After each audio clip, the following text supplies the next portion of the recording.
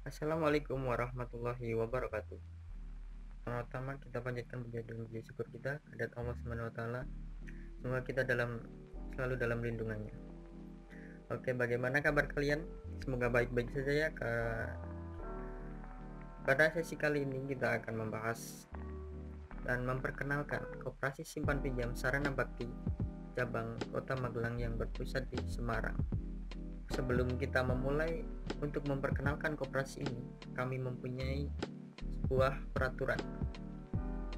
Kami tidak suka diduakan. Siapkan mata kalian dan juga telinga kalian, karena kata-kata yang keluar dari mulut kami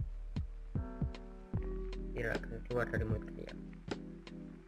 Oke, saya Putra Budiman dan kedua sahabat saya yaitu Desi Rizky Randamsyah, Ardias Budi Suryono, NPM 1810101095. Sekali lagi, siapkan telinga kalian, karena lidah tidak mempunyai pelanggan setia selain telinga.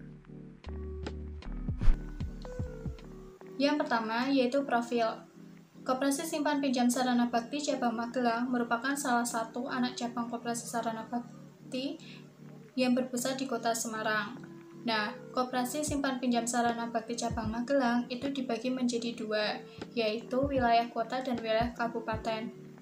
Untuk wilayah kota, itu Koperasi Simpan Pinjam Sarana Bakti itu berada di Jalan Beringin 3, Tidar Selatan, Kecamatan Magelang Selatan. Sedangkan untuk wilayah kabupaten itu berada di Desa Nepak, Bulurejo, Kecamatan Mertoyudan.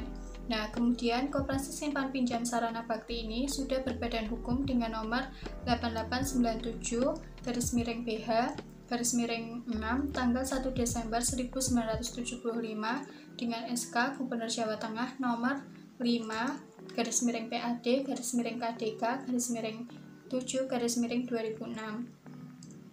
Kemudian visi KSP Sarana Bakti. Visi dari KSP Sarana Bakti itu sendiri yaitu untuk mewujudkan koperasi simpan pinjam yang terpercaya yang dicapai dengan pengelolaan, pengembangan manajemen dan sistem yang handal serta berkesinambungan sesuai dengan prinsip koperasi Indonesia. Kemudian visi KSP Sarana Bakti itu dibagi menjadi 6. Yang pertama yaitu pengelolaan aset yang prudent yang berkembang bagi shareholder. Kemudian yang kedua pemekaran kantor untuk pengembangan jaringan. Yang ketiga membangun jaringan dan sistem informasi data yang terintegrasi. Yang keempat penambahan sarana dan prasarana untuk pelayanan. Yang kelima yaitu pengelolaan manajemen dan sumber daya manusia yang kompetitif, profesional, dan objektif. Dan yang terakhir yaitu pelaksanaan penanganan sumber daya manusia dan kegiatan operasional yang sesuai dengan aturan yang berlaku. Untuk tujuan KSP Sarana Bakti itu sendiri dibagi menjadi 5. Yang pertama yaitu untuk meningkatkan pemberian fasilitas pinjaman kepada anggota yang akan digunakan untuk meningkatkan kesejahteraan anggota dengan analisa yang baik terhadap pinjaman yang akan diberikan. Kemudian yang kedua yaitu mengelola pinjaman kepada anggota dengan sebaik-baiknya sehingga nilai rasio pinjaman bermasalah itu tidak besar dengan memberikan pendampingan dan pembinaan kepada anggota peminjam. Kemudian yang ketiga yaitu untuk meningkatkan kesadaran anggota untuk memupuk modal sendiri dengan simpanan pokok dan simpanan wajib sehingga dapat menjadi koperasi yang kuat dan mandiri dari sisi permodalan. Kemudian yang keempat yaitu meningkatkan SHU untuk dapat dibagikan kepada anggota sebagai kesejahteraan bersama. Dan yang terakhir yaitu meningkatkan kemampuan manajerial dan profesionalitas sumber daya manusia di koperasi dengan pelatihan dan pengembangan kepribadian. Untuk selanjutnya yaitu sejarah KSP Sarana Bakti. Pada awalnya KSP Sarana Bakti itu dimulai dengan berkumpulnya 36 orang sebagai cikal bakal anggota KSP Sarana Bakti yaitu pada tanggal 12 Juli 1975. Nah, 36 orang tersebut yang tergabung menjadi anggota koperasi sepakat menamai dengan nama Koperasi Serba Usaha Pedagang Pasar Sarana Bakti TP. Nah, untuk lebih mudahnya maka disingkat dengan nama Koperasi Sarana Bakti.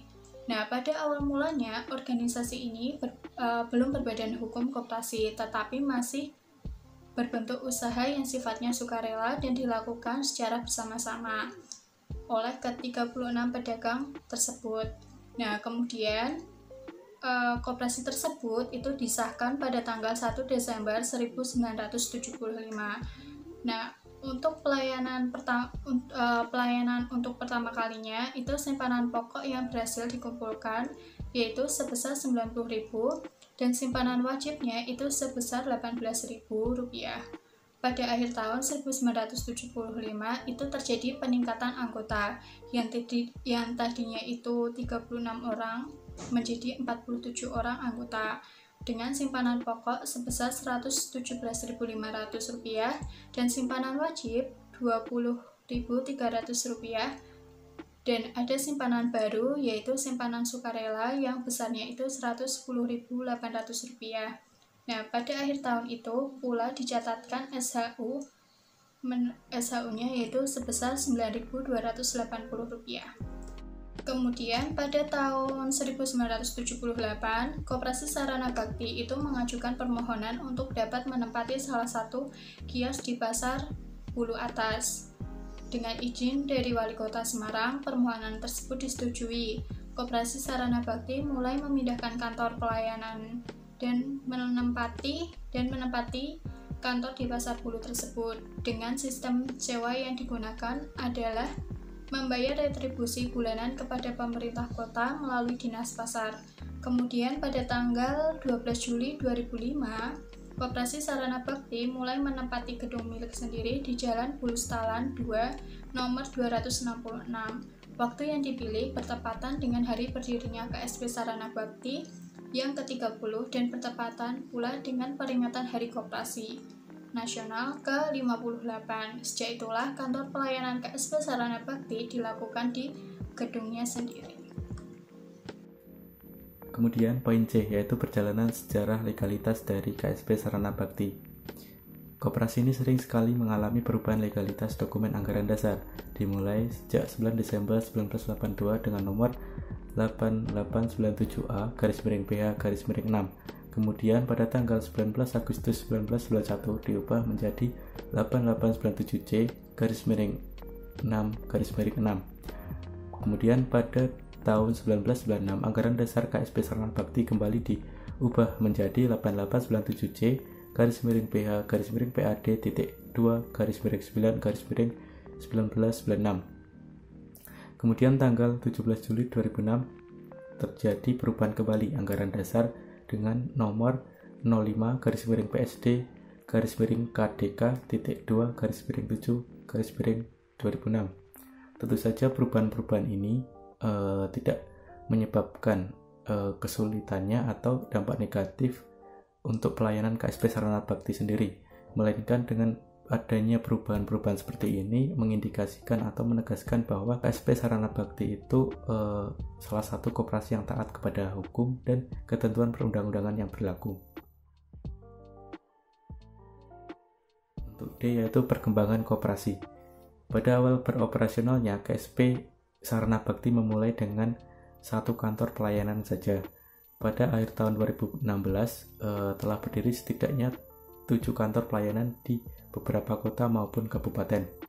Dahulu, KSP Sarana Bakti berkantor di rumah salah satu pengurus, kemudian mempunyai kantor sendiri dengan sistem sewa, yang kemudian pada akhirnya mereka memiliki kantor sendiri. Sekarang jaringan kantor yang ada di KSP Sarana Bakti sudah meliputi Semarang Kota, Semarang Barat Ngalian, Semarang Selatan Padak Payung, Kabupaten Demak, Kabupaten Semarang Tengaran, Kota Salatiga, Kota Magelang, dan Kabupaten Magelang. Seiring bertambahnya waktu, pastinya juga akan terus bertambah untuk jaringan kantor tersebut. Pada awal sejarahnya, KSP Sarana Bakti dikelola oleh pengurus sendiri, tetapi sekarang KSP Sarana Bakti sudah memisahkan antara kepengurusan dan pengelolaannya. KSP Sarana Bakti sudah menunjuk pengelola tersendiri dan terpisah dari kepengurusan. Hal ini bisa menjadi indikasi bahwa KSP Sarana Bakti dikelola murni sebagai pengembangan bisnis anggota untuk kepentingan dan kesejahteraan anggota yang lebih besar pula. Kepengurusan pun dibatasi masa berlakunya dengan adanya perubahan anggaran dasar yang disetujui oleh Gubernur Jawa Tengah pada saat itu dengan nomor 05-PAD-K3.2-7 tahun 2006 menjadi 5 tahun dan dapat diangkat ulang untuk periode berikutnya. Awalnya anggota yang bergabung hanya 36 orang dan sekarang kurang lebih 16.000 orang telah bergabung dengan KSP Sarana Bakti, dan untuk cabang Kota Magelang sendiri setidaknya ada 2.800 orang. Di kantor cabang Kota Magelang, pinjaman per tahun selalu terdapat penambahan aset.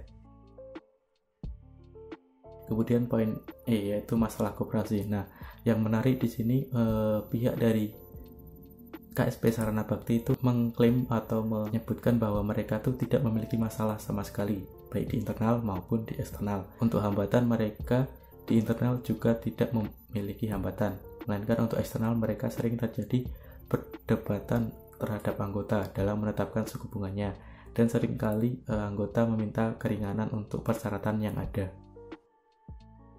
Untuk tantangannya bagi mereka itu adalah persaingan yang sangat ketat, khususnya sekarang itu karena telah banyak berdiri BPR dan bank konvensional yang tentunya mereka akan bersaing dalam mendapatkan nasabah atau anggota baru.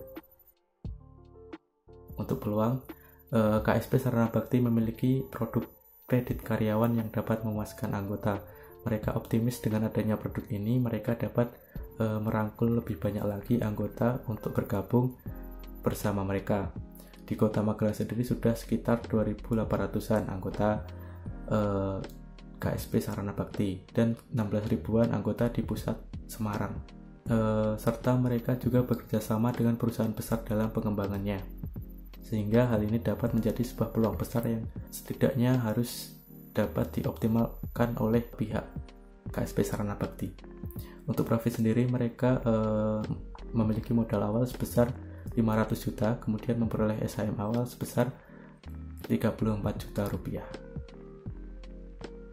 Setelah dijelaskan oleh Desti dan Ardias, sekarang saya akan menjelaskan mengenai bunga yang ditetapkan oleh Koperasi Simpan Pinjam kepada para anggotanya.